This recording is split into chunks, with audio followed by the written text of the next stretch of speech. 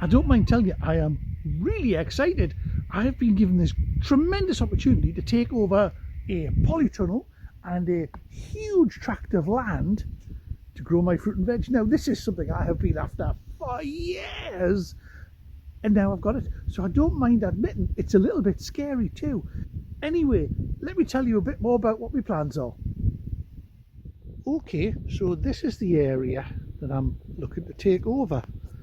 You can see this little hill down here leads down to this huge weed patch here. Now that's because this is always wet and swampy here, because the water that runs off there pools down there. So it's a bit of a problem. Now the field itself is a clay bed, so it looks very luscious and rich and green with all the grass, but really it hides a multitude of sins, and those sins being that the ground itself, the earth itself, is almost devoid of any life. Now you might remember this field has been used for growing vegetables on in the past, but it actually grows a healthier crop of weeds. Now the reason for this is dead simple. Years ago this field was just a flat clay pan, no soil on it at all, or hardly anything at all. It flooded, it dried out, and it was in desperate need of TLC. So what the local farmer did was, round here there's a lot of sand blows up on the roads in the summer, so he scooped up all this sand, literally tons and tons and tons, and he brought it up here and just tipped it on top of the clay field. Now the idea was this would all get ploughed in together and it would chop it up and it would help break down the clay. What actually happened was it started to pan off a little bit. So yes, it did break down the clay a little bit, but in the main the sand sat above the clay. So it still floods. There's no nutrient in the soil, or very, very little, or what is in is a bit of, I think a bit of fertiliser has been thrown on it. Apart from one tiny patch at the top of the garden where I've been experimenting with mulch gardening, and I have to say it has been a phenomenal success. So anyway, getting back to this field. So this area here you can see, this is an example of what a mulch garden looks like, and that's cardboard, compost, grass clippings, anything we could get next to the actual field itself. And you can see that this field, the soil here, we'll go in and have a look at it. I mean, this isn't soil, this is just wet sand. It's all it is. Look at this, it's wet sand, there's nothing alive in it at all, and every year that gets fertiliser put on it, not by me I would add. You can see that all this really grows, it's wet, it's claggy, and it grows weeds. So what I plan to do is put some compost down the centre. I don't know if you can make that out, but there's the divot in between the two furrows, and down there I'm going to put a load of compost in there, some old leaf mould and a bit of cow dung I think I've got. Then this bed here, this entire furrow, I'm going to put, well, it's not a furrow, it's a bed, isn't it? I'm going to turn that over upside down on top of there. Now I have to dig this bit first, and I'll tell you my reasoning why. Once I've buried the compost in there and I put that lot on top of there, where this was will be about 2 foot wide and it'll be lower. So I'll cardboard all that off and I'll wood chip it, and that will become my first path. This furrow that I've got here, when I've taken that furrow and topped it that way onto the next two, this 4 foot wide bed that I'll have here, I will then mulch off completely with compost, about 3 inches thick.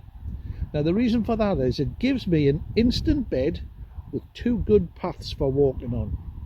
Now as this wood chip breaks down over the next year or two, I'll literally scoop it off and chuck it up on the top of that bed, and then I'll lay more cardboard and more chip. So the idea is I get a beautiful bed here layered with compost and wood chip, never been walked on, never been dug, and it should be absolutely phenomenal for growing. Your idea of phenomenal for growing on and my idea of phenomenal for growing on could be a bit different.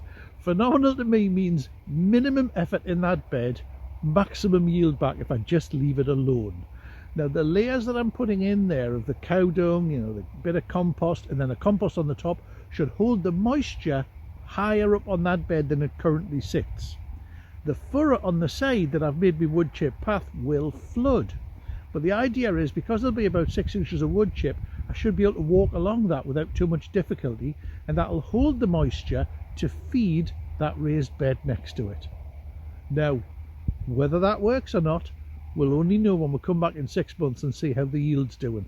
But the plan is to have this entire field, and it's a big one. I mean, look at the size of this. Is to make about, I think about 4 of those raised beds for starters. Then I'll flatten off another section, mulch it down, probably with some old polythene I've got, and then I'll plant my techies through that. The mulch that I put on top of it, under the polythene, will likely be spent compost, old straw, and some old, I think some leaf mould I've got. So literally anything I've got lying around, I'll just chuck in. So anyway, I better get started because this will not do it. So we're back on the patch. Here we're going, and in it jolly well goes. Now remember, this is for composting purposes, for enrichment, not for mulching.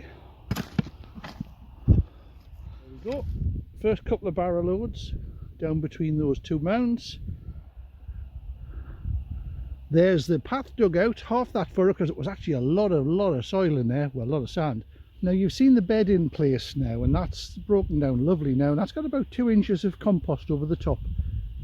Now the path area that I want to put in is where the soil came from to go onto the bed. So you can see it's trenched out nice and cleanly. I've then layered it down with a good thick layer of cardboard, which I got from the local recycle tip area.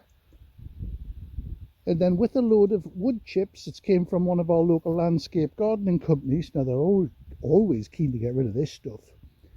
I literally put about 4 inches on the top of there. Now when that compresses down with me walking on it, I'll top it up with a wee bit more.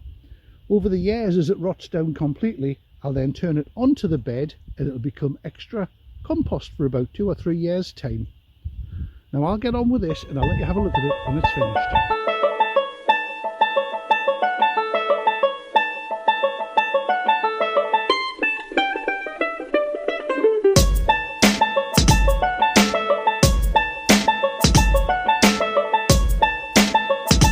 So there we are, the bed of the path is now completely laid in. A nice thick layer of cardboard and a layer of about 4 or 5 inches of fresh wood chips over the top of them. Now coming around here gives you a better impression now of what that bed looks like. So the path that we put in here, I have another to put in here when I move this bed of soil to the top of there. So I'll end up with another bed like this here with a lovely pathway down the middle. Now that just can't be bad. I'll let that settle for a few weeks and then we'll get the onions, the leeks and the garlic in there.